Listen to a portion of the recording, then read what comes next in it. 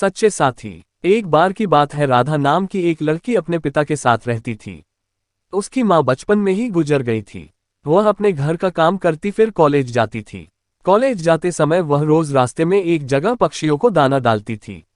उसके घर में भी 2 पक्षी थे, उनको भी वह रोज दाना डालती थी। एक दिन उसको पक्षियों को दाना डालते जमींदार के बेटे ने देख लिया।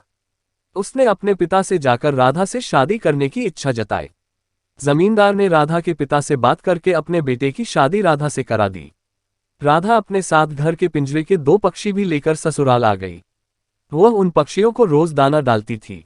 राधा की सास को ये बिल्कुल भी पसंद नहीं था। वह उन पक्षियों को परेशान करती थी। वह उनका दाना पानी जमीन में फेंक देती थी। एक दिन राधा की सास ने पक्षियों का पिंजरा ही जमीन पर फेंक दिया। उसे यह करते हुए राधा ने देख लिया। राधा ने मना किया तो उसकी सास ने राधा को ही डांट दिया। इन सब बातों से राधा परेशान रहने लगी। एक दिन राधा के पति ने परेशानी का कारण पूछा तो उसने सारी बात बता दी। उसके पति ने राधा को पक्षियों की भलाई के लिए उनको पार्क में छोड़ने की सलाह दी। अपने पति के कहने पर राधा ने उन दोनों पक्षियों को बाकी के पक्षियों के साथ पार्क में ही छोड़ दिया। वह उनको कभी कभी दाना देने पार्क में जाती थी। अब सभी पार्क के पक्षी राधा के अच्छे मित्र बन गए थे। पक्षी अब राधा के घर पर भी आने लगे।